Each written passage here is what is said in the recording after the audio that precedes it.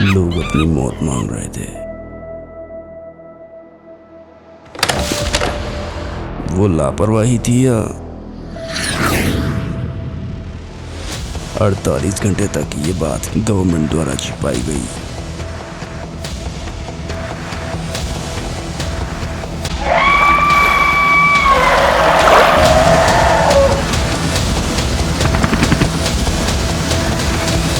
शायद वो सभी अपनी मौत का जश्न मना रहे थे। तो आखिर क्या हुआ उस रात?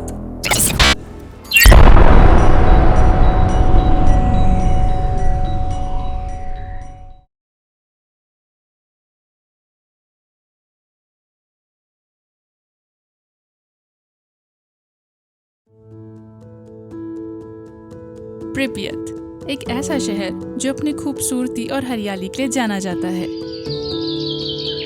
चिड़ियों को चहकना ये बता रहा था कि सूरज निकल चुका था।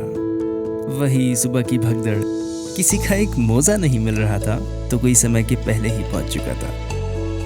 वही ट्रैफिक का शोर, लोगों का काम पे जाना और बच्चों का स्कूलों को। ये भी रोज की ही तरह एक सामान्य दिन नजर आ रहा था। एक मशक्कत भरे दिन और ढलते सूरज के साथ लोग घर लौट रहे थे। फिर वही शाम को अपनी फैमिली के साथ पार्क में जाना, अपने डॉग्स के साथ खेलना, दिन भर की सारी बातें, हंसी मजाक वाकई बता रहे थे कि वे एक खूबसूरत समय बिता रहे थे। लेकिन इस रात के बाद प्रिपियत शहर आने वाले हजारों सालों के लिए बदल जाने वाला था। उस रात को अचानक दूर से आने वाली एक रोशनी ने लोगों को जगा दिया था। लोग जिक्र करने लगे कि आखिर ये रोशनी आ कहां से रही है, और उस रोशनी को देखने के लिए लोग उस ब्रिज पे इकट्ठा होने लगे कि आखिर वो क्या है और कहां से आ रही है। बच्चे, बूढ़े सभी उस रोशनी को देख रहे थे। उस रोशनी की खूबसूरती ने पूरे शहर को रोक लिया था। शहर में अलग ही सन्नाटा था। वो रोशनी लोगों के आंखों से होते हुए उनके चेहरे पर पड़ रही थी। वाकई वो रोशनी बहुत ही खूबसूरत थी, मानो कि तारे जमीन की ओर आ रहे हों। शायद वो रोशनी बस दिखने में ही खूबसूरत थी।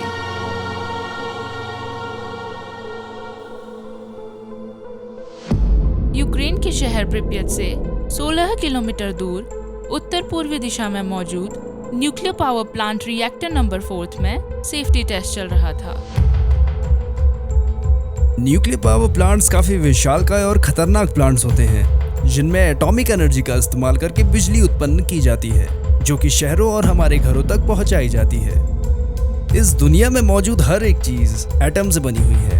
एटम यानी परमाणु। इस ब्रह्मांड में हर एक चीज यानी आप, मैं, पेड़ पौधे, हवा, पानी, इंसानों की बनाई हर एक छोटी से छोटी और बड़ी से बड़ी चीज एटम से बनी हुई है। या फिर यूं कहें कि ये पूरा ब्रह्मांड ही एटम यानी परमाणु से बना हुआ है। एक धूल का कण जिसको शायद ही आप अपनी आंखों से देख पाएं, उसमें लगभग 100 ट्रिलियन से भी ज्यादा एटम के कण मौजूद होते हैं।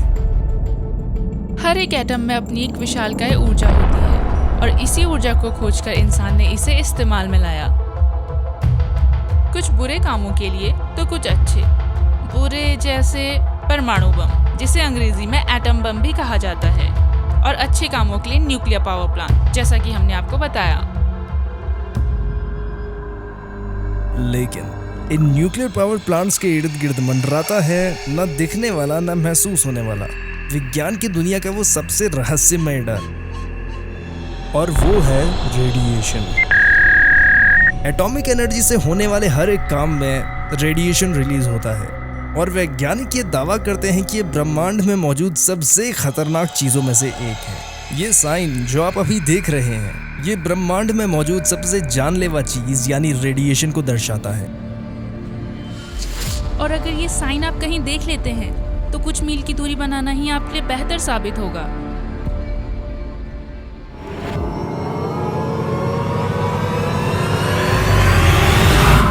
कितने खुश लग रहे हैं ना ये लोग, इस बात से ये सभी अनजान है कि ये रोशनी उनकी मौत का कारण बनने वाली है या फिर उनकी जिंदगी की आखिरी रोशनी है।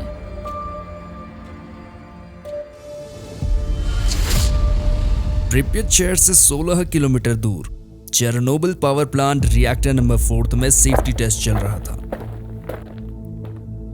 न्यूक्लियर पावर प्लांट में वर्कर्स के लिए स्पेशल यूनिफॉर्म, हेलमेट, मास्क और बहुत सारे सेफ्टी इक्विपमेंट्स होते हैं जो वर्कर्स को रेडिएशन से बचाते हैं।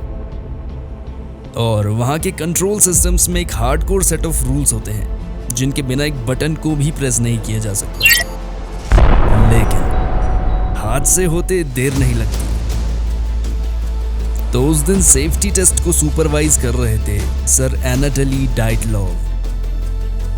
आप इसको एक हादसा भी कह सकते हैं या फिर लापरवाही।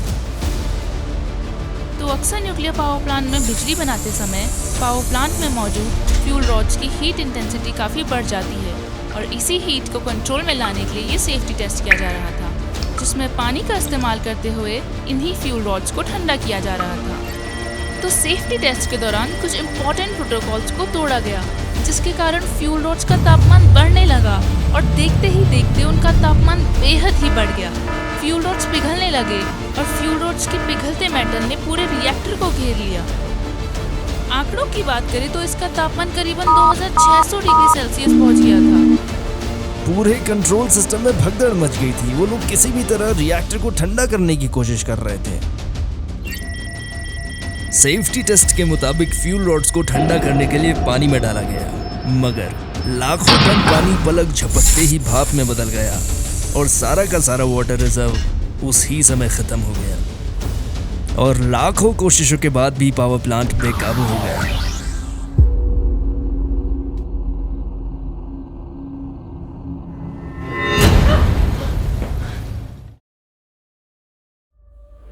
और यही वो समय था जब एक तेज चमकती रोशनी के साथ न्यूक्लियर पावर प्लांट ब्लास्ट कर गया और 8 टन रेडियो एक्टिव डस्ट को तेज इंटेंसिटी के साथ हवा में बिखेर दिया। और हर एक एटम का कण ऐसा था कि मानो गन से बुलेट्स फायर कर दी हों, अपने रास्ते में आने वाली हर एक चीज को चीरते हुए। मेटल, कंक्रीट, पेड़, पौधे, जानवर और शायद हम भी। और इनमें से तो कुछ एटम्स आने वाले 50,000 सालों तक नहीं रुकने वाले थे। और प्रिपियत शहर पे पड़ने वाली यही वो रोशनी थी जिसको लोग सुकून से देख रहे थे, इस बात से अनजान कि रेडिएशन की कड़े उनके बॉडी सेल्स को चीरते हुए उन्हें एक जिंदा लाश बना रही है। क्योंकि रेडिएशन में मौजूद रेडियो एक्टिव वेव पलक झपकते ही उनके बॉडी सेल्स को चीरते हुए उनके डीएनए में घुस के कैंसर पैदा करना शुरू कर रही होंगी और उन्हें एक जिंदा लाश बना रही होंगी। क्या आप सोच सकते हैं? चलिए एक पल के लिए मान ही लेते हैं कि आप खेल रहे हैं या YouTube पे कोई वीडियो देख रहे हैं, इस बात से अनजान कि रेडियो एक्टिव वेव आपके डीएनए में घुसकर उसे नष्ट कर रही है और शायद आप अपनी आम जिंदगी जी रहे होंगे, लेकिन कुछ समय बाद ही आप एक जिंदा लाश बन चुके होंगे। कितनी अजीब चीज़ है ना रेडिएशन, न दिखाई देती है और न ही महसूस होती है। ये इतना दर्दनाक है कि आप अपनी मौत और अपने दर्द के बीच मौत ही चुनना पसंद करेंगे। पावर प्लांट के ब्लास्ट होने के 2 दिन बाद तक ये खबर गवर्नमेंट द्वारा छिपाई गई। 48 घंटे बाद जब लोगों तक ये खबर पहुंची, तब तक तो बहुत देर हो चुकी थी। इस खबर के पता चलते ही लोग अपनी फैमिलीज को लेकर जल्द से जल्द अस्पतालों की ओर जाने लगे। शहर के सभी अस्पताल पेशेंट से भर चुके थे, इस उम्मीद से कि शायद वो जिंदा अपने घर लौट पाए। गवर्नमेंट की बोर्ड ऑफ डायरेक्टर्स की मीटिंग बिठाई गई और ये निर्णय लिया गया कि इसे पूरी तरह खत्म तो नहीं किया जा सकता, लेकिन इसका प्रभाव कम कर दिया जाए तो मददगार साबित होगा। और देरी न करते हुए फायर फाइटर, सोल्जर्स और वर्कर की टीम्स को पावर प्लांट में भेजा गया और कुछ ही देर में एक्सपर्ट्स की टीम भी वहां पे आ पहुंची, ये मापने के लिए कि रेडियो एक्टिविटी का प्रभाव कितना है, कि आंकड़ों के हिसाब से ये पता लगाया जा सके कि शहर के लिए बेहतरीन ऑप्शन क्या रहेगा। एक्सपर्ट ने रेडिएशन को मापने की कोशिश की, लेकिन उनके डिवाइसेस फेल हो गए और डिवाइसेस का कांटा डिफ्लेक्ट करने लगा, क्योंकि असल जिंदगी में तो रेडिएशन का प्रभाव मशीन की क्षमता से लाखों गुना ज्यादा था। और एक्सपर्ट्स ये समझ चुके थे कि मानव इतिहास में ऐसा पहले कभी नहीं हुआ और पहली बार मानव किसी ऐसी चीज से लड़ेगा। वर्कर्स, फायर फाइटर्स, सोल्जर सभी अपने काम पे जुटे हुए थे। पावर प्लांट के आसपास बिखरे रेडियो एक्टिव मटेरियल को वर्कर्स बेसमेंट में डंप कर रहे थे ताकि हालत बद से बदतर ना हो, और वहीं फायर फाइटर्स रिएक्टर में लगी आग बुझा रहे थे, ये जानते हुए कि इस काम के बाद शायद ही वो बच पाएं, और कुछ तो काम के बीच में ही। बिना अपनी जान की परवाह करते हुए सभी वर्कर्स अपने शहर प्रिपियत को बचाने में लगे हुए थे। उनकी बॉडी इतना रेडिएशन अब्जॉर्ब कर चुकी थी कि वो वापस अपने घर भी नहीं जा पाए, क्योंकि वो लोग खुद ही एक रेडियो एक्टिव मटीरियल बन चुके थे। वहीं दूसरी तरफ शहर में मरने वालों की तादाद हर एक सेकंड बढ़ती ही जा रही थी। रेडिएशन ने बॉडी के संपर्क में आते ही स्किन को गलाना शुरू कर दिया था। उनकी नसों से खून बाहर आ रहा था। रेडिएशन उनके खून तक में घुस चुका था, धीरे धीरे उनको बीमार कर रहा था। इतना बीमार कि अगर वो बच भी गए तो बाद में कैंसर, ल्यूकीमिया और बहुत खतरनाक बीमारी का शिकार होंगे। रेडिएशन उनके जीन तक को इन्फेक्ट कर चुका था। ये सिर्फ उन तक ही नहीं, उनके आने वाली हजारों पुश्तों को अपनी चपेट में लेने वाला था। रेडिएशन सिर्फ हम इंसानों तक ही नहीं सीमित था, पेड़ पौधे, जानवर और यहाँ तक कि बिल्डिंग्स, मेटल और कंक्रीट तक को भी नहीं छोड़ा। पावर प्लांट के ब्लास्ट होते ही 32 वर्कर की तुरंत ही मौत हो गई। ये ब्लास्ट का इम्पैक्ट हिरोशिमा और नागासाकी में हुए न्यूक्लियर अटैक से 400 गुना ज्यादा था।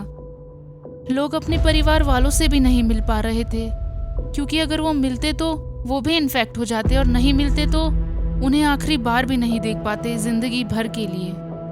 वो मरने वाले 5000 लोग कभी अनुमान भी नहीं लगा पाए होंगे कि उनके प्रिपियत शहर को क्या हो गया।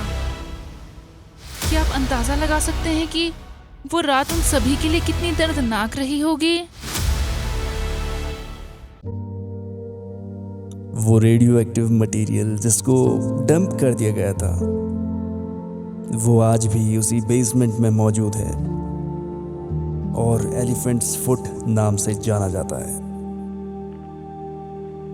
और अभी भी पूरी ही तरीके से रेडियो एक्टिव है। और इसी रेडिएशन को कंट्रोल में लाने के लिए वर्कर्स द्वारा बेसमेंट के ऊपर एक सार्कोफेगस बनाया गया है। सार्कोफेगस एक ऐसी इमारत जो रेडिएशन को अंदर ही कैद कर देती है, और इसी सार्कोफेगस ने दूसरे शहरों को बर्बाद होने से रोका हुआ है।